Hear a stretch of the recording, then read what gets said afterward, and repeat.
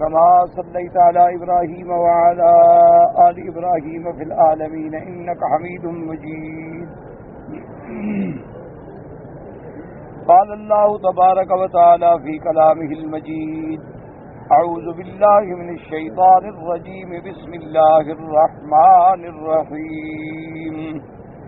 والوزن يومئذ الحق فمن ثقلت موازينه فأولئك هم المفلحون ومن خفت موازينه فأولئك الذين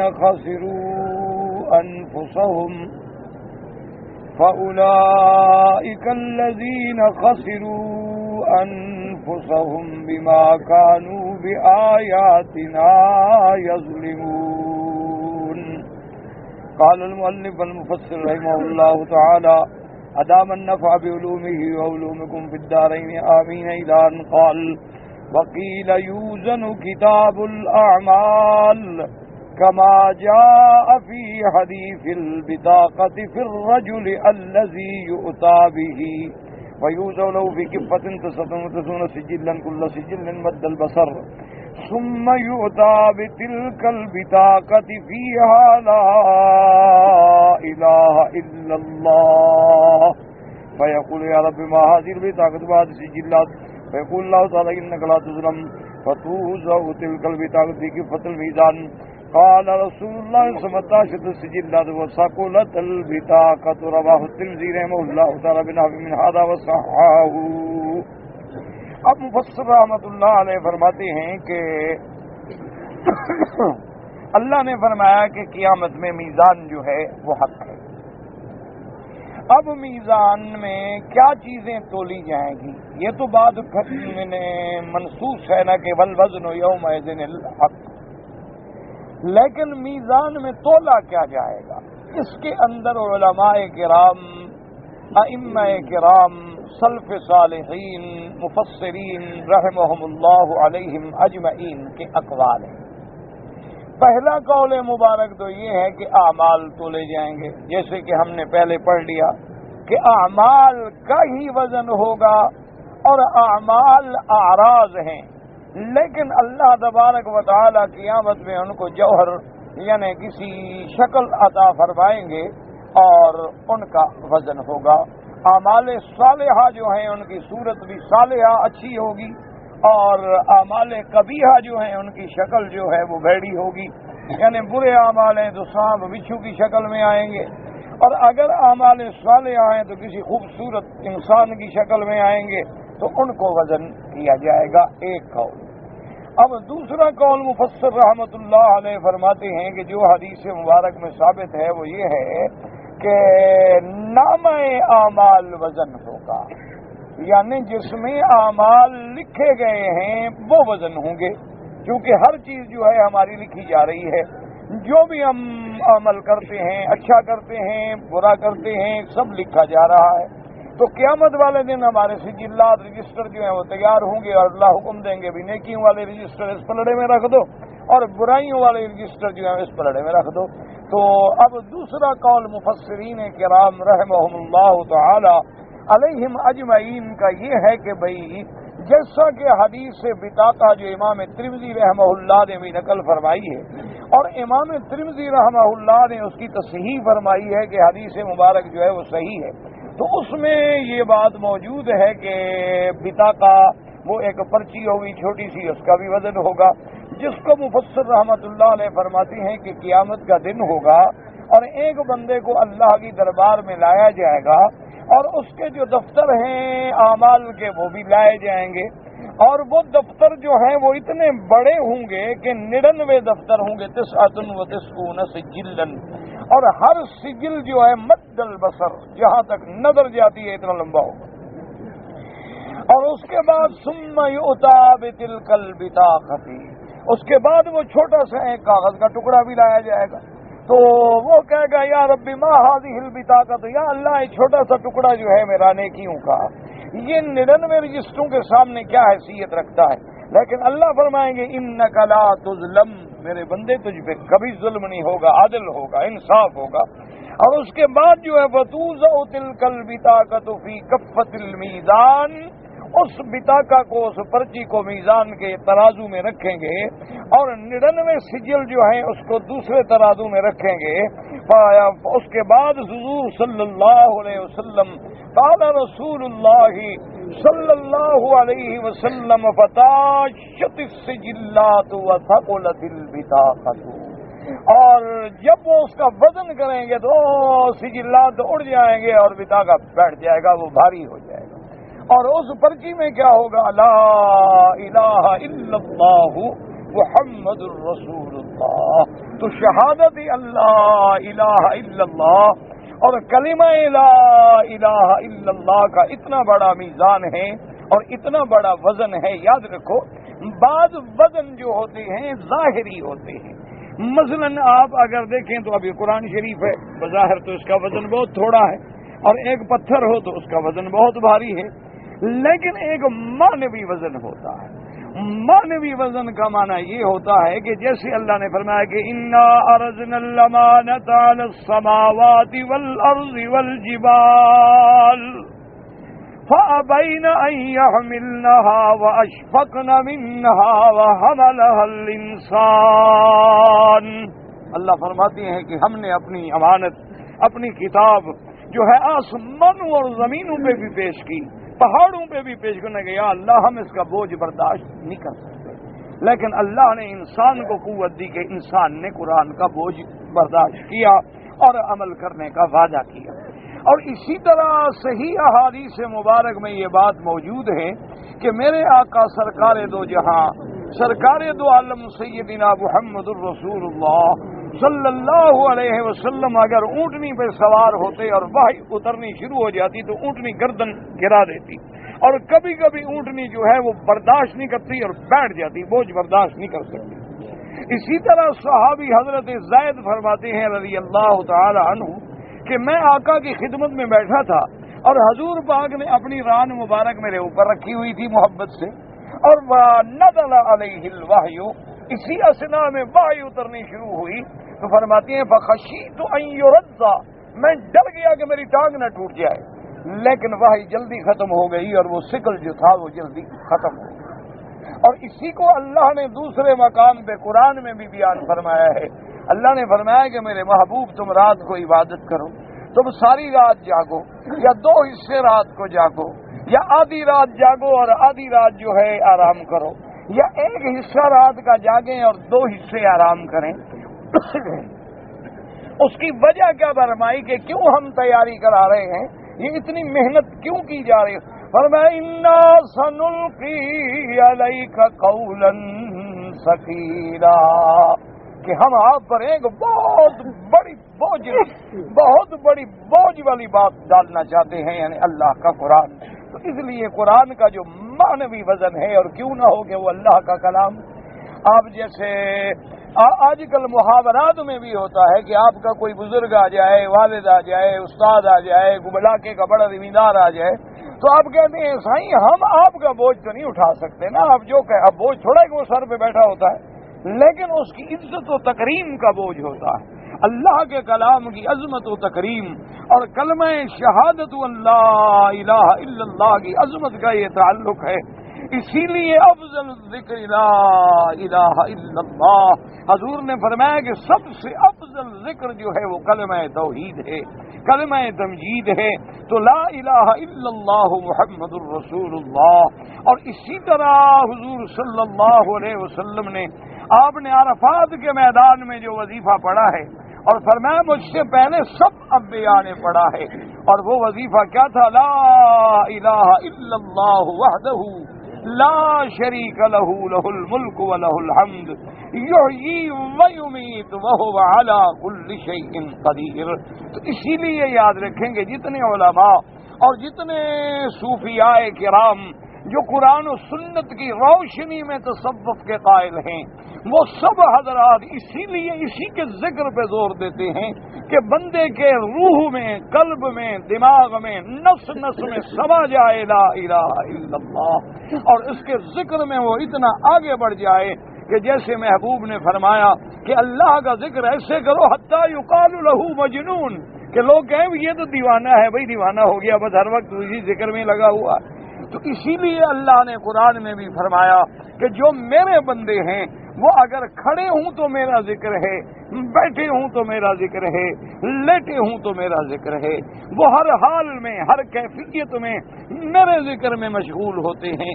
اسی لیے بعض علماء، بعض اہل اللہ جو ہیں وہ ایسی مشق بھی کرتے تھے کہ ہماری ہر سانس بھی اللہ کے ذکر سے نکلے، کیونکہ اللہ تبارک و تعالیٰ کے ذکر کی اتنی بڑی اور دیکھیں دنیا میں نماز کیا ہے ذکر ہے، حج کیا ہے ذکر ہے، عمرہ کیا ہے ذکر ہے، ساری عبادات کیا ہے، اصل تو اسی کی یاد ہے نا۔ اس لیے اللہ تبارک و تعالیٰ فرمایا اقم الصلاۃ لذکری۔ اسی طرح اللہ نے فرمایا فاذکرونی اذکرکم واشکرونی ولا تکفرون۔ اسی لیے اللہ نے فرمایا کہ ہر عمل کی ایک حد ہے، اور نمازیں 24 گھنٹے میں 5 فرض ہیں، اور روزہ پورے سال میں 1 مہینہ فرض ہے، اور حج ساری زندگی میں 1 فرض ہے، لیکن اللہ کا ذکر جو ہے حد کوئی نہیں۔ یا ایھا الذین آمنوا اذکروا اللہ ذکرا کثیرا، بس ذکر کریں اور کتنا بہت۔ اور اسی طرح اللہ نے فرمایا کہ جب تم عرفات سے واپس آ جاؤ تو اس کے بعد تم نے مزدلفہ میں آ کے مشعر الحرام میں کیا کرنا ہے، تو حکم یہ ملا کہ ذکر کرو، تاکہ یہ ایام ذکر ہیں۔ وَاذْكُرُوا اللَّهَ فِي أَيَّامٍ مَّعْدُودَاتٍ، مینا میں بھی ذکر کرو۔ اور اس کے بعد فرمایا کہ لا جناح علیکم، تم پر کوئی گناہ نہیں، اگر اللہ تبارک و تعالیٰ موقع دے تو رزق بھی حاصل کر سکتے ہو، لیکن فَاذْكُرُوا اللَّهَ عِندَ الْمَشْعَرِ الْحَرَامِ، کہ جب مشعر الحرام پہ پہنچو تو اللہ کا ذکر کرو۔ نماز کیا ہے؟ اللہ کا ذکر ہے، لیکن اس ذکر کے طریقے ہیں، اس ذکر کے بارے میں شریعت کے احکامات ہیں، تو اس لیے وہ ایک کلمہ مبارک جو ہے وہ بھاری ہو جائے گا۔ تو اس لیے یاد رکھیں کہ ایک تول جو ہے، بعض علماء نے فرمایا کہ ایک تو کہا کہ اعمال کی تول ہوگی، سمجھے مسئلے کو، اور دوسرے بزرگ کہتے ہیں نہیں، اعمال جس سجل میں لکھے ہوئے ہیں نامہ عمل، اس کی تول ہوگی۔ تو اسی لیے ہمیشہ یاد رکھا کریں کہ جب کوئی امام، مثلا امام ابو حنیفہ رحمۃ اللہ علیہ، یا امام شافعی رحمۃ اللہ علیہ، یا امام مالک رحمۃ اللہ علیہ، یا امام احمد بن حنبل رحمۃ اللہ علیہ کوئی مسئلہ بیان فرماتے ہیں اور وہ مسئلہ آپ کو سمجھ نہیں آ رہا، تو فوری طور پر بے ادبی پہ نہ اتر آیا کریں، بلکہ سوچا کریں کہ انہوں نے بھی کوئی بات بغیر حدیث کے نہیں فرمائی ہوگی۔ اب دیکھیں کہ جہاں تک عمل کا وزن ہے وہ بھی حدیث موجود ہے، بطاقہ عمل، نامہ عمل کا وزن ہے وہ بھی حدیث موجود ہے، خود بندے کا تولا جانا ہے وہ بھی حدیث مبارک موجود ہے۔ تو اس لیے بعض علماء نے فرمایا کہ دراصل یہ میزان ہیں اور کئی میزان ہیں، اور ایک ایک آدمی کے کئی دفعہ میزان ہوگا، تاکہ اللہ تبارک و تعالیٰ کی حجت جو ہے وہ تمام ہو جائے، کہ پہلے تو کفر اور ایمان کا فیصلہ ہوگا، پھر اعمال صالحہ اور اعمال سیئہ کا فیصلہ ہوگا، پھر اس شخص کے اپنے جوارح کو بھی تولا جائے گا، اور اسی طرح جیسے کہ نامہ عمل بھی گواہی دے گا، اللہ کے فرشتے بھی گواہی دیں گے، اللہ کے انبیاء بھی گواہی دیں گے، اور سب کی گواہی پر میرے مدنی محمد مصطفیٰ بھی گواہی دیں گے صلی اللہ علیہ وآلہ آلہ واصحابہ وسلم۔ اور اس کے بعد اللہ فرماتے ہیں کہ بعض کافر ایسے ہوں گے کہ اتنی گواہیوں کے بعد بھی انکار کر دیں گے، وہ کہیں گے جی ہم تو نہیں مانتے، فرشتوں کو ہم نے دیکھا نہیں۔ تو اللہ پاک حکم دیں گے الیوم نختم علی افواہہم وتکلمنا ایدیہم وتشہد ارجلہم بما کانوا یکسبون۔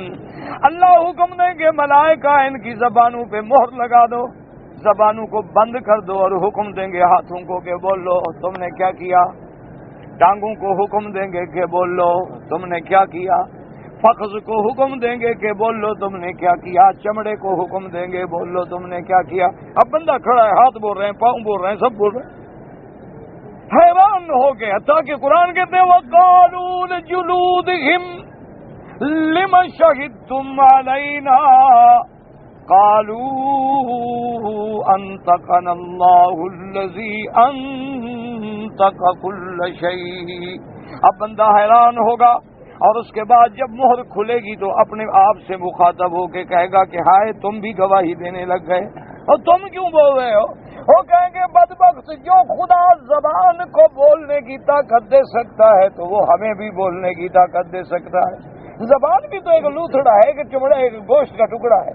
اگر وہ بول سکتا ہے، اگر اس میں اللہ نے نطق کی سب صلاحیتیں رکھ دی ہیں تو اللہ چاہیں گے تو پاؤں بھی بولیں گے، ہاتھ بھی بولیں گے، اللہ چاہیں گے تو ہمارا ہر عضو گواہی دے گا۔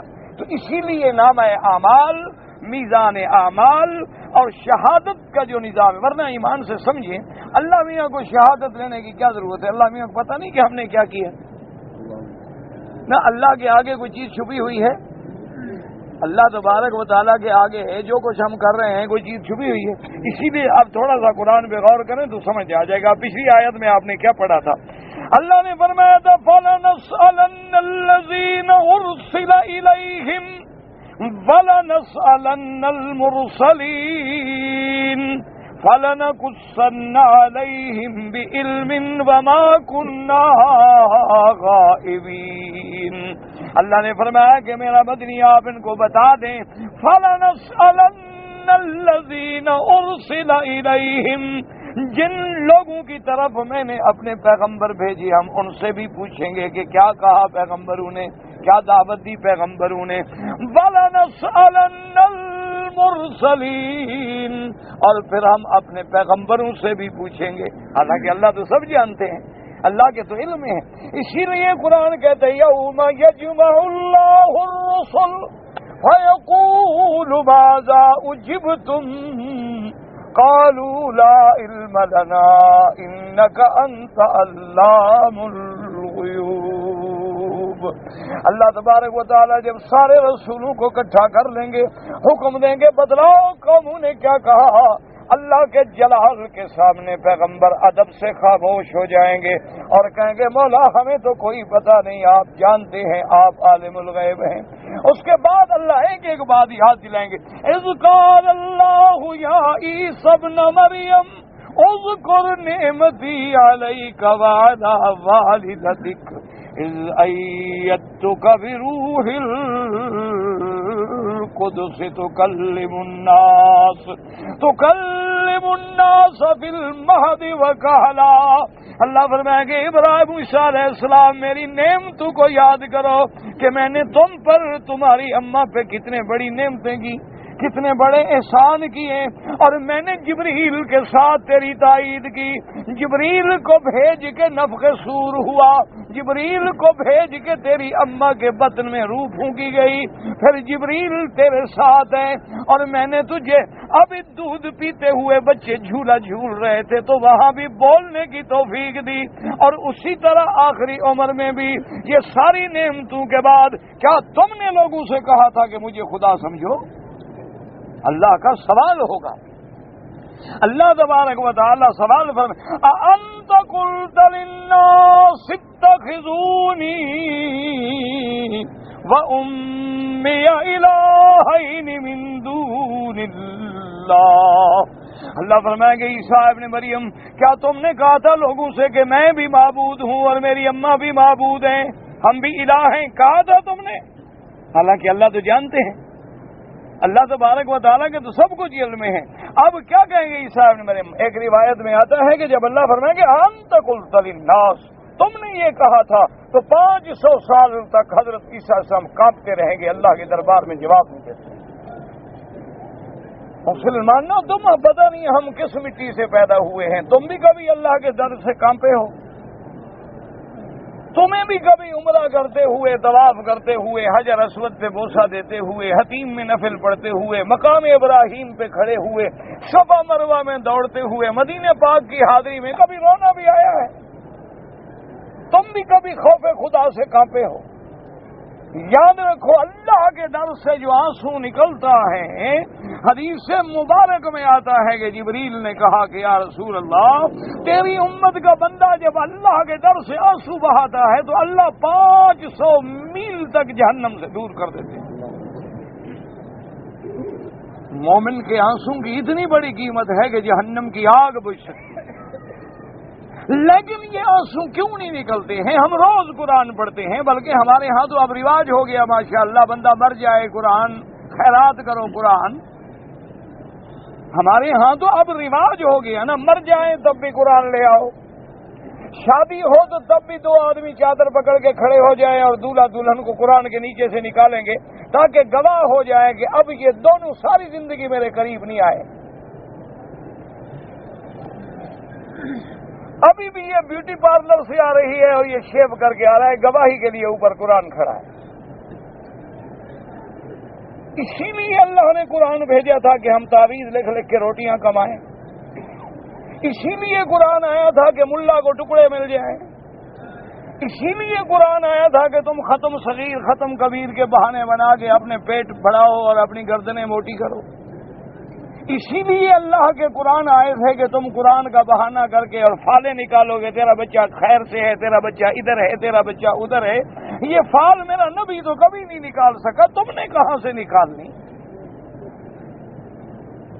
کبھی قرآن پڑھتے ہوئے تیرے یہاں سے بات، قرآن پڑھتے تھے اصحاب محمد مصطفیٰ، قرآن پڑھتا تھا محمد الرسول اللہ۔ پتہ ہے آپ کو کہ حضرت عمر رضی اللہ تعالی عنہ 3 دن تک اپنے گھر سے باہر نہیں آئے۔ صحابہ پہنچے کہ خدا جانے کیا ہو گیا، گئے تو بیمار ہیں، بستر پہ پڑے ہیں، اور اس کے بعد بڑی مشکل سے اٹھ کے نمازیں ادا کر رہے ہیں۔ ساتھیوں نے پوچھا حضرت خیر تو ہے؟ فرمایا اللہ کا قرآن پڑھ رہا تھا، جہنم کا منظر سامنے آیا، اٹھنے کی طاقت نہیں۔ تم جو آیت پڑھتے ہو تمہارے سامنے بھی کبھی جہنم کا منظر آیا ہے؟ تمہارے سامنے بھی کبھی عذاب قبر آیا ہے؟ روز جنازے پڑھ رہے ہو تو کبھی سوچا ہے کہ میں نے بھی مرنا ہے؟ بس ایک بھیڑ ہے، بھیڑ چال ہے۔ عمرے پہ گئے تھے ماشاءاللہ، اچھا جی عمرے پہ، ہاں جی ماشاءاللہ جی عمرے پہ گئے تھے، اچھا جی سبحان اللہ، شیو کرا کے گئے تھے، شیو کرا کے آئے ماشاءاللہ، یعنی جیسے گئے تھے نا اسی طرح گھر کے بدھو گھر کو لوٹ آئے، ایک نہ شکل میں تبدیلی نہ عمل میں تبدیلی۔ یاد رکھو اللہ کا قرآن اور حدیث کی روشنی میں علماء نے لکھا ہے کہ جو بندہ مکہ مدینہ حاضر ہونے کے بعد، عمرہ کرنے کے بعد یا حج کرنے کے بعد اگر اسی طرح واپس جائے، اس میں تبدیلی نہ آئے، تو سمجھے کہ اللہ نے منظور نہیں کیا۔ باقی اس گھمنڈ میں نہ رہنا ہو جی اللہ پاک نے ہمیں بلایا ہے، آخر اللہ کو ہم پسند ہیں۔ وہ تو یہاں تو ابو جہل بھی رہتا تھا، وہ پسند تھا۔ حضور کے سارے دشمن کہاں رہتے تھے؟ میرے مدنی محبوب کے سارے بڑے بڑے جو خناس دشمن تھے، ابو جہل تھا، ابی لہب تھا، عتبہ، عتیبہ، شیبہ، ربیعہ، ولید بن المغیرہ، یہ سارے بڑے بڑے بدبخت جو تھے، کفر کے ستون اور دشمن رسول اللہ صلی اللہ علیہ وسلم، یہ کہاں رہتے تھے؟ مکے میں رہتے تھے۔ کہاں دفن ہوئے؟ تو ہم اگر دفن ہو جائیں گے تو بس نہ ایمان کی ضرورت ہے نہ قرآن کی ضرورت ہے، بس مکے میں دفن ہو گئے۔ یہ سوچ جو ہے اسی نے ہمیں برباد کر دیا ہے۔ ہر آدمی اس ایک دولت، دنیا، پیسے کی حوث میں مبتلا ہے، اور اگر وہ خدا کا نام لیتا ہے تو ایک عادت ہو گئی ہے، جیسے ہندو کے گھر میں رہنے والا رام رام کر دیتا ہے، ہم اللہ اللہ کر۔ نہ اس بدبخت کو پتا ہے کہ رام کا کیا مقصد ہے، نہ ہمارے بندے کو پتا ہے کہ اللہ کہنے کا کیا مقصد ہے۔ کعبے میں شریف میں آ جاتا ہے تو یا رب البیت العتیق، اور جناب وہاں چلا جاتا ہے تو یا نبی سلام، یا رسول المدد۔ جب تمہیں اتنا ہی پتا نہیں کہ حرف ندا کس کے لیے ہوتا ہے، تم سارا دن نماز میں پڑھتے ہو گے ایاک نعبد و ایاک نستعین، اور کہتے ہو یا علی، یا حسین، یا دستگیر، یا غوث اعظم، یا عبد القادر جیلانی، یا معین الدین چشتی، یعنی اللہ تبارک و تعالیٰ کا تو پتہ نہیں ایک نعرہ ہے نا، پیروں کے کوئی 18 نعرے ہیں۔ اللہ کا خوف ختم ہو گیا، اللہ کا تو بس ایک ہی نعرہ ہے، ٹوٹا بس نعرہ تکبیر ان کا جی اللہ اکبر بس۔ اچھا اللہ اکبر، اچھا روز اذان میں کہتے اللہ اکبر، اللہ بڑا ہے۔ کیا بڑا ہے؟ کبھی بڑے کی بات مانی ہے تم نے؟ بڑا مانا ہی نہیں تم نے. تم کسی کو کہو جی آپ ہمارے بڑے ہیں، آپ بزرگ ہیں، تو لیکن آپ کی بات میں نہیں مانتا ہوں کہ یار اچھا بڑا بنا رہے ہو، بات میری نہیں مانتے. میں کیا بڑا ہوں؟ میں کیا تمہارا پھر بزرگ ہوں؟ کیا بڑا ہوں؟ بڑا کا معنی تو یہ ہے کہ اس کے حکم کی تعمیل ہو. تب کہو اللہ اکبر، پھر پتہ چلے کہ ہاں تم نے اللہ کو مانا ہے. اسی لیے اللہ نے حکم دیا تھا نبی پاک کو کہ یا ایھا المدثر قم فانذر وربک فکبر. تو کیسے رب کی بڑائی؟ تم نے رب کی بڑائی کو مانا ہوتا تو خود فرعون بن جاتے. تم نے رب کی بڑائی کو مانا ہوتا تو انسانوں کو انسان بھی نہ سمجھتے. تم نے رب کی بڑائی کو مانا ہوتا تو 100 معصوم بچوں کو قتل کر دیتے. تم نے رب کو مانا ہوتا تو عورتوں کی عصمت دری کرتے. تم نے رب کو مانا ہوتا تو ایک ایک عورت کے ساتھ بیک وقت 8 10 ظالم گنڈے اجتماعی آبروریزی کرتے. تم اللہ کو بھی مانتے ہو. کیوں دھوکہ دینا چاہتے ہو؟ کس کو دھوکہ دے رہے ہو؟ اسی لیے قرآن کا پہلا پارہ کھول کے پڑھیں کہ خدا کیا کہتا ہے. یخادعون اللہ والذین آمنوا. اللہ فرماتے ہیں کہ یہ ظالم مجھے بھی دھوکہ دینا چاہتے ہیں اور مومنین کو بھی دھوکہ دینا چاہتے ہیں. لیکن فرمایا سن لو وما یخدعون الا انفسهم. حالانکہ یہ کسی کو دھوکہ نہیں دے سکتے، اپنے آپ کو دھوکے میں ڈال رہے ہیں. وما یشعرون، لیکن سمجھتے نہیں ہیں. فی قلوبہم مرض فزادہم اللہ مرضا وَلَهُمْ عَذَابٌ أَلِيمٌ بِمَا كَانُوا يَكْذِبُونَ. اس لیے اب دیکھیں خدا نبیوں سے پوچھ رہے ہیں اور اس کے بعد جب کہیں گے عیسیٰ علیہ السلام پتہ کیا جواب؟ سبحانک ما یکون لی ان اقول ما لیس لی بحق ان کنت قلته فقد علمتہ تعلم ما في نفسي ولا أعلم ما في نفسك إنك أنت علام الغيوب. عیسیٰ ابن مریم کہیں گے سبحانک، پاک ہے تیری ذات، ہر شریک سے پاک، ہر صفت نقصان سے پاک. اور میرا مولا میں بات کیسے کہہ سکتا ہوں جو مجھے زیب بھی نہیں دیتی؟ میں تیرا بندہ ہوں، میں کیسے کہہ سکتا ہوں کہ مجھے خدا مانو؟ میں تیرا بندہ ہوں، میں تیری مخلوق ہوں، میں کیسے یہ کہہ سکتا ہوں میرا مولا؟ اور اگر میں نے کہا ہے تو آپ جانتے ہیں، لیکن آپ کی باتوں کو میں نہیں جانتا. وجہ کیا ہے کہ علام الغیوب آپ کی صفت ہے. اب سوچیں یہ کیوں ہو رہا ہے؟ تاکہ ساری دنیا محشر میں کھڑی ہے. جو عیسیٰ علیہ السلام کو خدا کہتے تھے وہ سن لیں کہ عیسیٰ کیا کہہ رہے ہیں. جو ان کو خدا کا بیٹا کہتے تھے وہ سن لیں کہ عیسیٰ علیہ السلام کیا کہہ رہے ہیں. ایمان کی بات ہے، آپ بھی اللہ کے کعبے میں کھڑے ہیں. چھوڑ دیں پارٹی بازیوں کو، یہ دیوبندی ہے، یہ بریلوی ہے، یہ اہل حدیث ہے، یہ چھوڑ دیں. ہم سب کلمہ پڑھنے والے ہیں. خدا کے لیے ایک چلو کتاب میں دکھا دو کسی جگہ عبد القادر جیلانی نے کہا ہے کہ میں خدا ہوں، یا میں حاجت روا ہوں، میں مشکل کشا ہوں. کسی جگہ حضرت علی حجویری نے کہا ہے کہ جب میں مر جاؤں تو میرا نام خدا کے نام پہ داتا رکھ دینا. کی کتاب چلو مجھے دکھا دو کہ اگر وہ تو قیامت میں بھی یہی کہیں گے کہ یا اللہ ہم تو ان ظالموں سے بری ہیں، ہم نے تو ان کو نہیں کہا. مولا انہوں نے ہماری قبروں کو سجدہ گاہ بنا لیا، انہوں نے ہماری قبروں کو آگے شرک کے گہوارے اور شرک کے مرکز اور شرک اور بدعات کے اڈے بنا لیے. میرا مولا ان ظالموں کو تو ہم نے نہیں کہا تھا کہ ہماری مزاروں پہ سرکسیں لگاؤ اور فلمیں لگاؤ اور تھیٹر لگاؤ اور تماشے کرو. میرا مولا ان بدبختوں کو ہم نے تو نہیں کہا تھا کہ ہماری مزاروں پہ قرآن کے بجائے تو مجرے کراؤ اور قوالوں کو بلاؤ. اگر انہوں نے کہا ہے ان کی ایک کتاب مجھے دکھا دیں، کیونکہ یاد رکھو جو ولی اللہ ہے، جو اللہ کا دوست ہے، وہ کہہ سکتا ہے کہ اللہ کو نہ مانو مجھے مانو. تو وہ اللہ کا ولی کیسے بنے گا؟ ولی تو تب بنے گا جب اپنے کو فنا کر کے اس کے حکم کے تابع ہو جائے گا۔ مقام ولایت تو تب ملے گا جب وہ اپنی نفی کرے گا کہ میں تو کچھ بھی نہیں، میں تو عاجز ہوں، میرا مولا میں تو بھی بھکاری ہوں تیرے در کا۔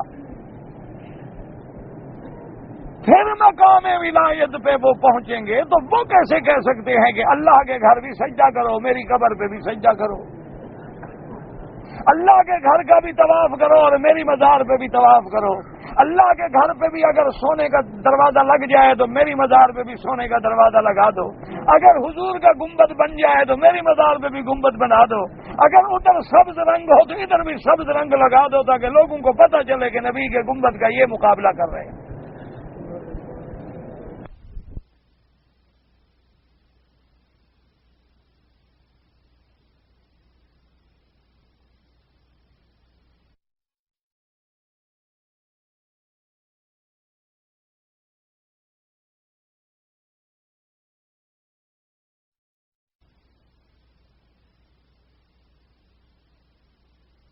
کہ اس مقام پہ پہنچے ہیں وہ حضور کے مقابلے کی بات سوچ سکتے ہیں؟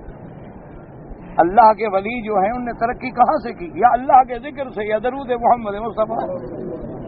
ان کو یہ مقام جو ملا ہے یا اللہ کی محبت میں، یا رسول پاک کی محبت میں، یا اللہ کی اطاعت میں، یا رسول پاک کی اطاعت میں۔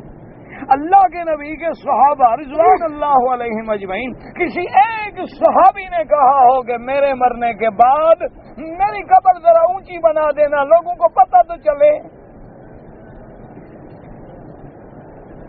ساری دنیا کے اولیاء ایک طرف ہوں اور سیدنا حمزہ ایک طرف ہوں، ایمان سے کہیں کس کا شان بھاری ہوگا؟ تو سرکار دو جہاں نے سیدنا حمزہ کی قبر پہ کو خاص انتظام فرما دیا کہ بھئی اچھا سنگ مرمر اس زمانے میں نہیں ملتا ہوگا لیکن جبل احد کا پہاڑ تو تھا۔ دیکھو نہیں جی، سنگ مرمر اس زمانے میں مہنگا ہوگا، مشکل سے ملتا ہوگا یا ہوگا ہی نہیں، یہ بعد میں بنے ہوں گے، لیکن احد پہاڑ جیسا پہاڑ جو موجود ہے اس کے پتھروں سے تو عمارت بن سکتی ہے نا، اور پہاڑ بھی ایسا جو محبوب ہو محمد مصطفیٰ کا صلی اللہ علیہ وعلا آلہ وصحابہ وسلم تسلیما کثیرا کثیرا۔ حضور نے حضرت مصعب بن عمیر، حضور نے حضرت جعفر رضوان اللہ علیہم اجمعین، یعنی حضور کے زمانے میں شہید ہوئے ہیں، اور حضور کے صحابہ 70 قراء جنگ موتا میں شہید ہوئے ہیں۔ حضور صلی اللہ علیہ وسلم کے لخت جگر، حضور صلی اللہ علیہ وسلم کی پیاری بیٹیاں جن کی وجہ سے حضرت عثمان بھی ذی-النورین کہلائے کہ اللہ کے نبی کی 2 بیٹیاں ان کے گھر میں ہیں، حضور کی سب سے محبوب بیوی اور محسنہ اسلام اور خاتون اول سیدہ خدیجہ، ان سب کی موت حضور کی زندگی میں ہوئی ہے۔ اگر اللہ کا نبی ان کی قبر پہ پتھر نہیں لگاتا تو تم نے کہاں سے سیکھا ہے؟ اور کوئی منع کرے تو وہاں بھی ہیں جی، وہاں بھی ہیں، بس وہاں بھی اسی قبر سے روکے تو وہاں بھی ہو جاتا ہے۔ تمہیں نماز کے لیے کہے نماز پڑھو جی وہاں بھی ہیں، تمہیں کہے قرآن شریف پڑھو او جی وہاں بھی ہیں، تمہیں کہے حضور کی غلامی اتباع کرو او جی وہاں بھی ہیں، نہیں وہاں بھی ہے نا جی۔ اور اہل سنت کون ہیں؟ جو کہے قوالی کرو، مجرا سنو، اور اگر عورت کی آواز بہت اچھی ہو اور خواجہ کی غزل گا رہی ہو تو اللہ کو بندہ مل جاتا ہے۔ قرآن پڑھتے ہوئے یہ بدبخت کبھی خدا تک نہیں پہنچے، غزل اور قوالی میں خدا مل جاتا ہے۔ انا للہ و انا الیہ راجعون۔ بس دعا کرو کہ اللہ ہمارے حال پہ رحم فرمائے۔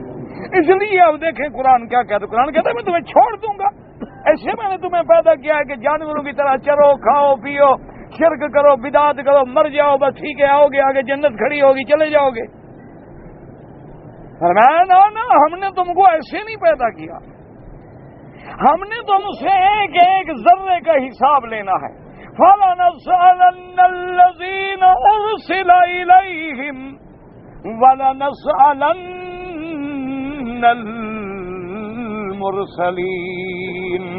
اللہ نے فرمایا ہم تم سے پوچھیں گے، ہم پھر اپنے رسولوں سے بھی پوچھیں گے۔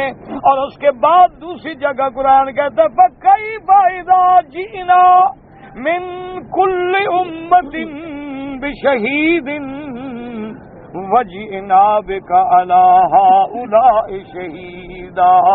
اللہ فرماتے ہیں میرا محبوب وہ کیسا وقت ہوگا، وہ کیسی گھڑی ہوگی، ان کی کیفیت پہ غور کرو، اس کی کمیت پہ غور کرو، اس کی شدت پہ غور کرو کہ جب ہر امت کا نبی اپنی امت پہ گواہی دے گا اور ان سب نبیوں پہ گواہی میرا محمد مدنی دے گا. مسلمانوں ڈرو، اگر نبی نے ہمارے خلاف گواہی دے گی تو جہنم سے نکل سکیں گے ہم. خدا کے لیے ڈرو کہ ہمارے خلاف اگر حضور نے فرما دیا کہ میرا اللہ جس نے میرا کلمے پڑھنے کے بعد قبروں پہ سجدے کیے ہیں، غیروں کو پکارا ہے، محمد مدنی کا کوئی تعلق نہیں. انی بری مما تشرکون. اگر اللہ کے نبی نے ہمارے خلاف گواہی دے دی تو پھر ہمیں قوال چھڑوائیں گے، یہ ہمیں حجرے مجرے چھڑوائیں گے، یہ ہمیں پیر چھڑوائیں گے جنہوں نے خود کبھی نماز نہیں پڑھی، جنہوں نے خود کبھی روزہ نہیں رکھا، جنہوں نے خود کبھی سنت رسول پہ عمل نہیں کیا. او جی سید کا بیٹا ہے، پیر کا بیٹا ہے، او جی بزرگوں کی اولاد ہے. اللہ نوح کی اولاد کو نہیں چھوڑتا، تم کہتے ہو بزرگوں کی اولاد. کوئی عقل کرو، خدا کا خوف کرو. وہ ایک لطیفہ مشہور ہے نا کہ ایک آدمی لکھنؤ میں گیا تو گاڑی میں سفر کر رہے تھے، تو آپس میں جب تعارف ہوا تو اس نے پوچھا کہ جناب آپ کا نام کیا ہے؟ تو اس نے کہا جی قلب علی. تو کچھ کیا ہوگا؟ تو اس پوچھے، اس نے کہا حضرت یہ اتنے کثر نفسی کی کیا ضرورت تھی کہ آپ نے اپنا نام جو ہے قلب علی رکھا ہے؟ اس نے کہا جی بہت ہی گناہ گار ہیں، بس ہم نے کہا علی کا کتا بن کے ہی جنت میں چلا جاؤں گا. اس نے کہا حضور جنت میں تو اللہ کا کتا بھی نہیں جاتا، تو علی کا کتا بیچارہ کہاں جائے گا جنت میں؟ تو اللہ کا کتا بھی نہیں جاتا، تو علی کا کتا کیسے چلا جائے گا؟ تو اس لیے خدا کے لیے آپ سوچیں کہ تم کہتے ہو جی پیر کی اولاد ہے، بزرگوں کی اولاد ہے، مرشد، اور اللہ تو نبی کی اولاد کو نہیں بخشتے ہیں. حضرت نوح کا دان سے کہیں بیٹا ہے، قرآن کہتا ہے غرق ہو گیا کہ بچ گیا؟ اچھا نوح علیہ السلام نے ہو سکتا ہے نا غصے میں سفارش نہ کی ہو کہ کی تھی، اللہ کو پکارا تھا، اللہ سے معافی مانگی، اللہ نے دے دی.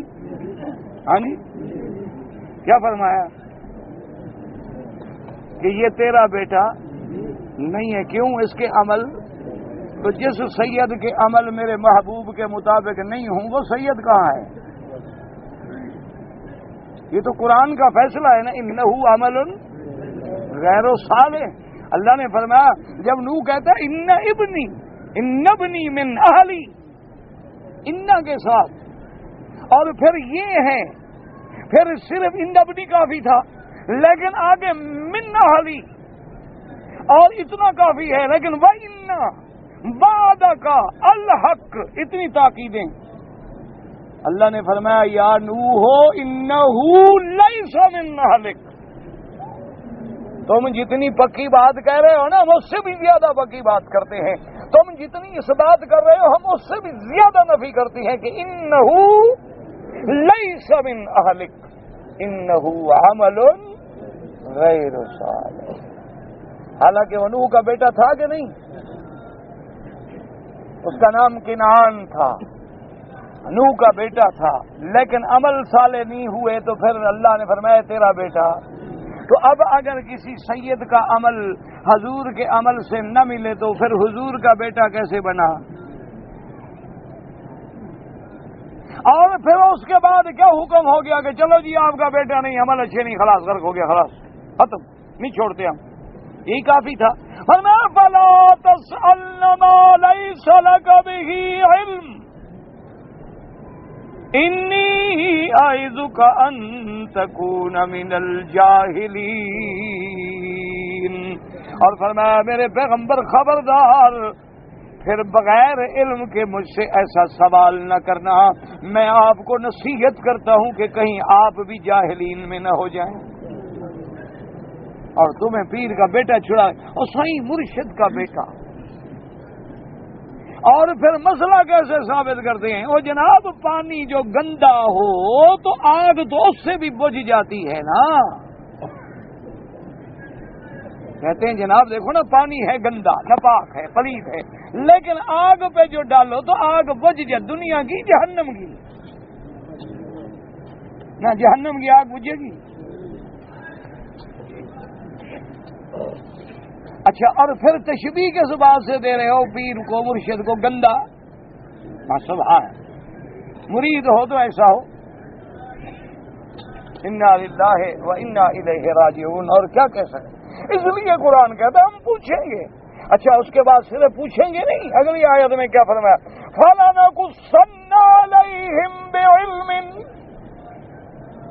فَلَنَقُصَّنَّ عَلَيْهِمْ بِعِلْمٍ وَمَا كُنَّا غَائِبِينَ. اللہ فرماتے ہیں کہ پوچھنے کے بعد پھر ہم خود تمہارا قصہ کریں گے. کیوں؟ فرمایا ہم تو ہر جگہ حاضر ہیں، غائب تو ہیں نہیں. غائب کی ضد کیا ہے؟ حاضر. اور دیکھنے والا کون ہوتا ہے؟ ناظر. یہ کس کی صفت ہے؟ اللہ کی صفت ہے کہ وما كنا غائبین. ہم غائب نہیں، ہم تو موجود ہیں. کیسے؟ بعلم. ہر چیز ہمارے علم میں ہے، احاطہ علم میں ہے. اللہ نے فرمایا پھر ہم بتلائیں گے کہ تم نے کیا کیا دنیا میں. اور وہ بتلانے کے بعد پھر کیا ہوگا؟ انصاف ہوگا. والوزن یومئذ الحق. اب وزن ہو رہا ہے. اب تمہیں بتا رہے ہیں نا کہ تیرے عمل کیا ہوئے، تیرا نتیجہ کیا نکلا، تیری کون سی تولیں بھاری ہیں، عمل صالح والی بھاری ہیں یا گندے عمل والی بھاری ہیں. تو اب یہ ہے کہ یا عمل وزن ہوں گے یا بطاقت الاعمال، صحائف جو ہیں وہ عمل ہوں گے، جیسا کہ اس حدیث مبارک میں آیا ہے. اور اس کے بعد فرماتے وکیل یوزن صاحب العمل. اور ایک حدیث مبارک میں ایک قول یہ بھی ہے کہ جس کو عمل کرنے والے کا وزن ہوگا، یؤتا یوم القیامت بالرجل السمین فلا یزن عند اللہ جناح بعوضۃ.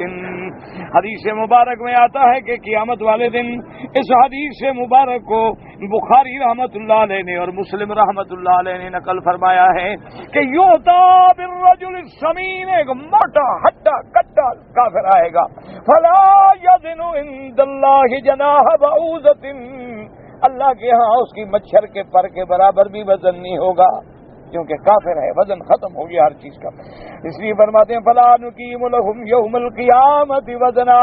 وفی مناقب عبد اللہ ابن مسعود رضی اللہ تعالی عنہ ان النبی صلی اللہ علیہ وسلم قال اتعجبون من دقت ساقیہ والذی نفسی بیدہ لہما فی المیزان اسکل من احد.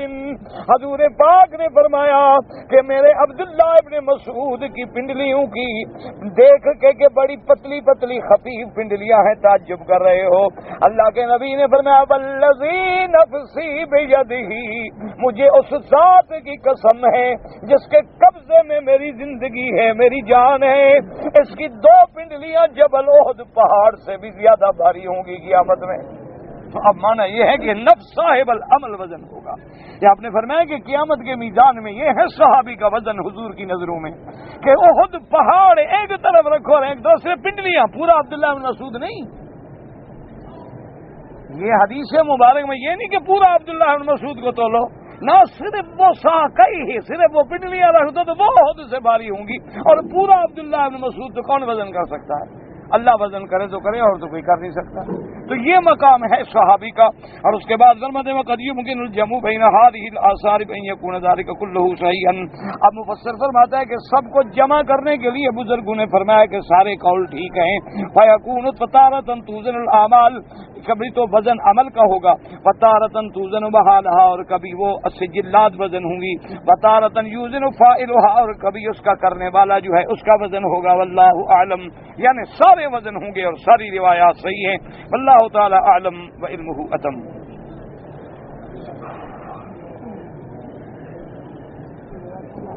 جی ہمارا ایک دوست ہے، وہ بیمار ہے، اس کا آپریشن ہونا ہے اور اس غریب کے پاس علاج کا پیسہ نہیں ہے، تو ہم زکوٰۃ دے سکتے ہیں؟ ہاں دے سکتے ہیں.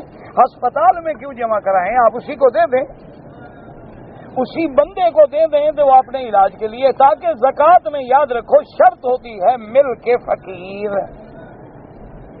اسی لیے بڑے بڑے لوگوں کے دماغ میں یہ خناس ہوتا ہے کہ دیکھو جی یہ مولوی کہتے ہیں ہسپتال نہیں بن سکتی، مسجد نہیں بن سکتی، مدرسہ نہیں بن سکتا، بڑے بڑے رفاہی کام نہیں ہو سکتے، یہ بس مولویوں کی ایک منطق ہے۔ یہ مولویوں کی منطق نہیں ہے، یہ اللہ کے قرآن اور رسول پاک کی حدیث کا حکم ہے کہ انما الصدقات للفقراء، اور قرآن کے حضور نے فرمایا تؤخذ من اغنیائہم وترد الی فقرائہم، کہ زکوٰۃ ان کے غنیوں سے لی جائے گی۔ یہ مانا تو نہیں کہہ دیں اچھا جی ہاں زکوٰۃ کے جانور چھوڑ دینا، لیں گے نا، ادھر لینا ہے اور ادھر دینا ہے۔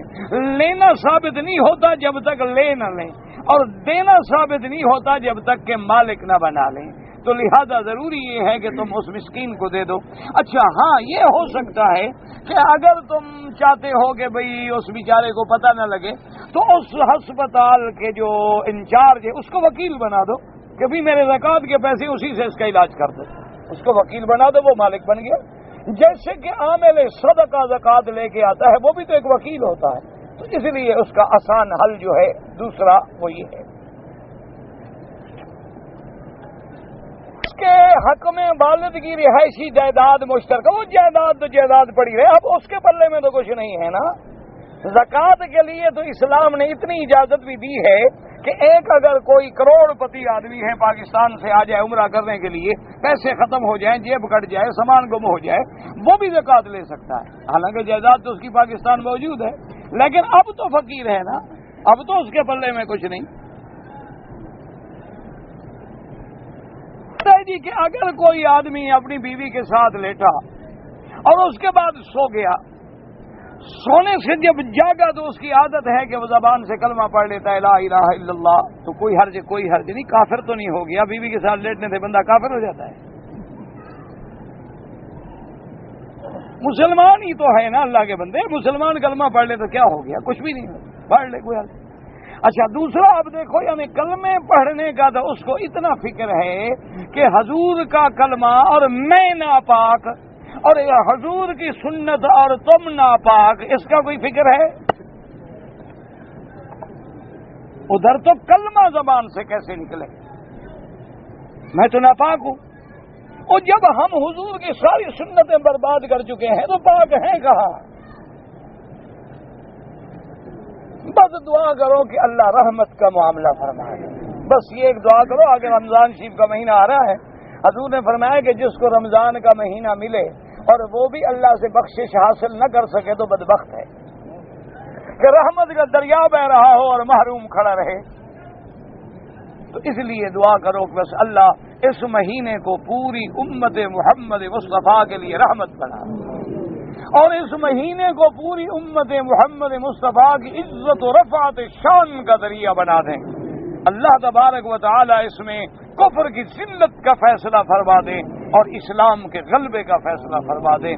لیکن ایک بات یاد رکھ لیں، انشاءاللہ لکھ لو کہ یہ کفر الٹا بھی لٹک جائے نا، الٹا، اور یہ صرف چاند زہرہ پہ نہیں، مریخ پہ نہیں، ساری دنیا کے ستاروں کو بھی مسخر کر لے، وہ وقت بہت قریب ہے جب اسلام غالب ہوگا۔ ارے بات جب مہمان آ جائیں تو ہم لوگ کئی کھانے پکاتے ہیں، ویسے بہتر تو یہی ہوتا ہے کہ جو گھر میں ہو اور سادہ ہو کھلا دیں، لیکن پکائے ہیں تو پھر ضائع نہ کریں، بعد میں اس کو محفوظ کر کے رکھ لیں۔ آج کل تو فریج کا زمانہ ہے، تھوڑا تھوڑا کر کے گھر والے کھاتے رہیں کہ ضائع نہ ہو جائے، یعنی اللہ کی نعمتوں کو ضائع نہ کرو ورنہ اللہ کا غضب آتا ہے۔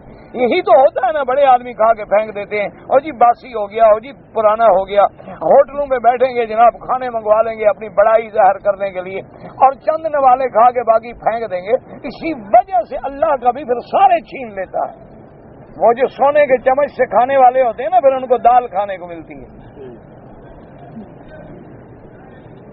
انہیں مزدوری سے 20,000 جمع کیا ہے، ان پہ زکوٰۃ ہے؟ بالکل ہے، کیوں نہیں؟ جب 7.25 تولے سونا یا 52 تولے چاندی کی قیمت ہو جائے زکوٰۃ ہے، لیکن سارے گھر کے خرچے دے کر جو بچے۔ بیٹے نے قرآن حفظ کر لیا ہے اور اللہ عمل کی توفیق دے، بالکل اللہ پاک دعا کریں جن جن بچوں نے قرآن پڑھا ہے اللہ ان کے سینوں میں محفوظ رکھے، اور اللہ ان کو قرآن پاک پہ عمل کرنے کی توفیق دے، اور اللہ بچوں کے دماغ اور دل کو اپنے قرآن کی طرف لگا دے. اگر بیمار ہے یا معذور آدمی ہے وہ بیٹھ کے نماز پڑھتا ہے تو اس کو آدھا اجر ملے گا, پورا ملے گا, کیونکہ وہ تو عذر کی بنا پہ بیٹھ رہا ہے نا. اجر القائد نصف اجر القائم جو حدیث ہے, جو عمدن کھڑا ہو سکتا ہے پھر بیٹھ کے پڑھ رہا ہے اس کو تو آدھا ملے گا, لیکن جو کھڑا نہیں ہو سکتا وہ تو معذور ہے, اللہ اس کو پورا دیں گے. بلکہ اللہ کی رحمت ہی ایسی ہے کہ جب بندہ بیمار ہو جائے, اب وہ تہجد نہیں پڑھ سکتا لیکن تندرستی میں ہمیشہ پڑھتا تھا, تو اللہ فرشتوں کو حکم دیتے ہیں میرے بندے کی تہجد لکھتے رہو. وہ کہتے ہیں اللہ میاں وہ پڑھ تو نہیں رہا, کا بیمار ہے نا, پڑھنا تو چاہتا ہے, غریب نہیں پڑھ سکتا, لکھتے رہو گے پڑھ رہا ہے. اذان فجر کے ختم ہونے تک روزے دار کھا سکتا ہے نہیں, پہلے جب اذان شروع ہونا اللہ بند کر دیں, چونکہ اذان ہوتی ہے طلوع فجر کے بعد, اور احتیاط اسی میں ہے کہ اپنا 2 منٹ کے لیے ہم روزہ ہی خراب کر دیں. پاکستان سے عمرہ کر رہا تھا, پہلی بار آیا تھا, مکہ آیا, عمرے کرنے کا طریقہ بھی معلوم نہیں تھا, ماشاءاللہ. چلو ماشاءاللہ, تم کو ٹکٹ لینے کا طریقہ معلوم تھا, پاسپورٹ بنوانے کا طریقہ بھی معلوم تھا, ہوائی جہاز میں چڑھنے کا طریقہ بھی معلوم تھا, احرام باندھ کے ایئر ہوسٹس کے ہاتھوں سے کھانا تناول فرمانے کا طریقہ بھی ماشاءاللہ. نہ کتنے احرام والے واپس کر دیتے ہو کہ غیر محرم عورت ہے, کیسے اس کے ہاتھ سے لیں, سوچا ہے. اور جناب باقاعدہ پرفیوم ٹیشو ہو تو وہ بھی ہاتھ مار دیں, خوشبو والا مفت نہ جائے نا, پیسے دے کے بیٹھے ہیں, یہ نہیں پتا کہ 300 ریال کی دم پڑ جائے گی. اس لیے آگے حضرت نے صفا مروہ پہلے دوڑا, ماشاءاللہ. اگر تم پہلے پوچھ رہے تھے طواف میں نے بعد میں کیا, سبحان اللہ, تو ماشاءاللہ اللہ کی رحمت سے وہ ہوا نہیں. اب اگر احرام ابھی تک تم نے باندھا ہوا ہے تو ابھی طواف کر لو, پھر صفا مروہ دوڑ لو, بال منڈوا لو, عمرہ پورا ہو گیا. اور اگر تم نے احرام کھول دیا, کپڑے پہن لیے, اب مسجد تنعیم سے جا کے پھر احرام باندھو, اس عمرے کی قضا کرو اور ایک بکری دم ادا کرو. اگر کوئی آدمی زنا کرے تو زنا کرنے کے بعد کیا نشان, اللہ کو علم ہے, اللہ چاہے تو ظاہر کر دیں, نہ چاہے تو پردہ ڈال دیں, اس کی مرضی ہے. نشانی کا تو کوئی پتہ نہیں لگتا ہمیں. البتہ بڑے بڑے لوگ جو تھے, ایک روایت میں یہ آتا ہے کہ حضرت عثمان کے سامنے ایک آدمی آیا تو آپ نے غصے سے آنکھیں پھیر لی اور اس کے بعد فرمایا کہ اس آدمی کے آنکھوں سے زنا کا ترشح ہو رہا ہے. تو وہ حضرت عثمان یہ باتیں کر سکتے ہیں, ہم تو نہیں کر سکتے. اگر بغیر نماز کے سجدے میں دعا کریں, افضل یہ ہے کہ نماز نفل پڑھو اور جب سجدہ کرو تو اسی میں لمبی لمبی دعائیں کرو.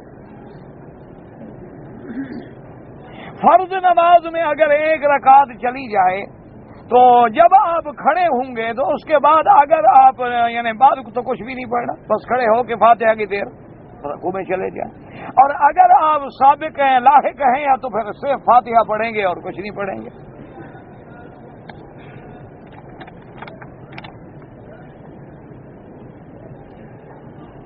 پیسے آپ نے مزدوری کر کے مکہ مکرمہ میں کمائے ہیں, ان میں آپ کے بھائیوں کا کوئی حق نہیں.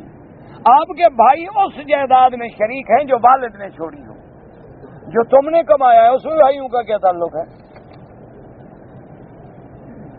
کسی کو تمہاری جائیداد کا کوئی تعلق نہیں ان سے.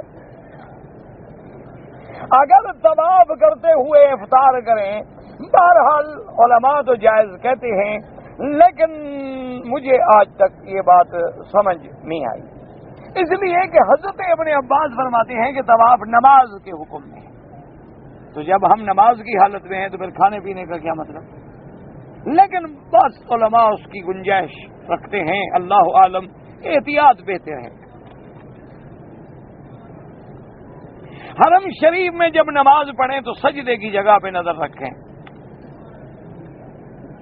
احرام کی حالت میں بے خیالی سے ناخن کٹ گیا کچھ بھی نہیں ہوتا جب تک خود نہ کاٹا جائے.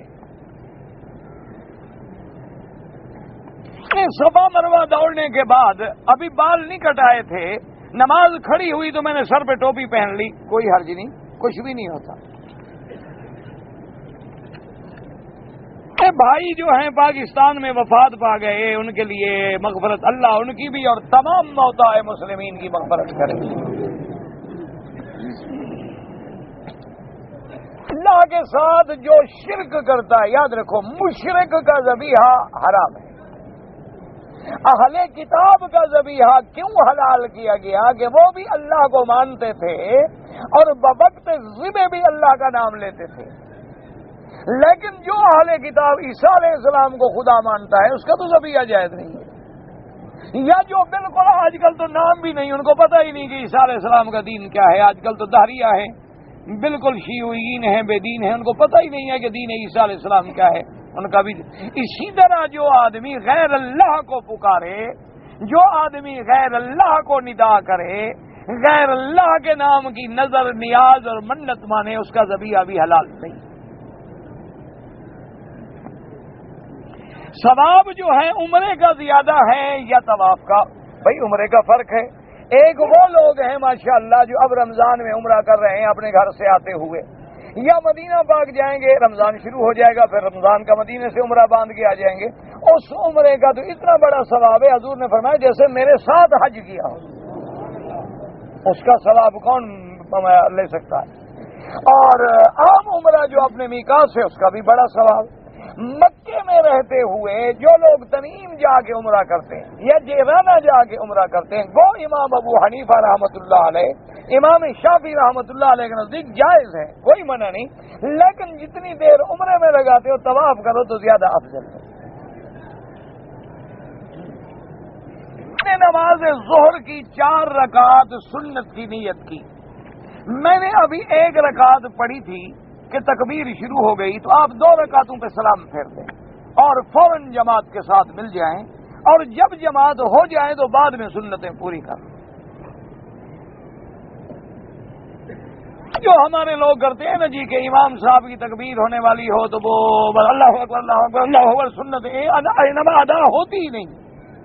یہ ٹکریں مارنے سے بہتر ہوتا ہے کہ نہ پڑھا کریں، بعد میں آرام سے پڑھ لیں۔ موت کا وقت مقرر ہے، لیکن کچھ علماء کہتے ہیں کہ اعمال صالحہ سے آدمی کی زندگی بڑھ جاتی ہے۔ یہ تو حدیث میں ہے کہ جب آدمی اپنے والدین کی اطاعت کرتا ہے، اعمال صالحہ کرتا ہے، وہ زندگی بڑھ جانے کا مطلب یہ ہے کہ تقدیر میں دونوں لکھے ہوتے ہیں کہ اگر اس نے یہ اعمال صالحہ کیا تو عمر 100 سال، نہ کیے تو 60 سال۔ تقدیر میں تو دونوں فیصلے ہیں، اللہ کا لکھا نہیں بدلتا، اسی طرح پہلے لکھا ہوتا ہے۔ انسان کی تقدیر اللہ نے بنائی ہے، اگر انسان خودکشی کرے تو یہ بھی تقدیر میں لکھا ہوا ہے، کر تم خود رہے ہو لیکن اللہ کو علم تھا، اللہ نے لکھ دیا۔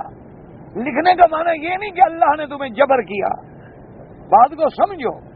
آج تمہارے گھر میں ایئر کنڈیشن، یا ہماری کار میں گاڑیوں میں ایئر کنڈیشن لگے ہوتے ہیں، گرمیاں ہیں تو ہم کولڈ پہ رکھ دیں گے اور ٹھنڈا کرے گا۔ اب جا رہے ہیں سردی آ گئی تو اس کو فوراً سرخ پہ لے آئیں گے ہیٹ پہ، تو وہ اس کے بعد وہ گرم کرنا شروع کر دے گا گاڑی کو۔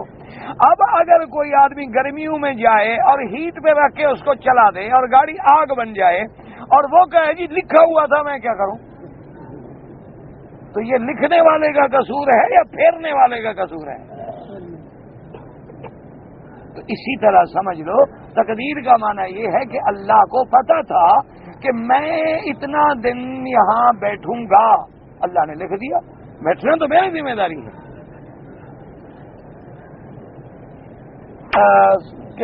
جمیع مذاہب میں مع تکبیر تحریمہ کے دونوں ہاتھ عمل کثیر۔ عمل کثیر کا معنی یہ ہوتا ہے کہ اگر کوئی دیکھنے والا دیکھے تو نظر آئے کہ یہ نماز نہیں پڑھ رہا، اس سے امام ابو حنیفہ رحمۃ اللہ علیہ کے نزدیک نماز فاسد ہو جاتی ہے۔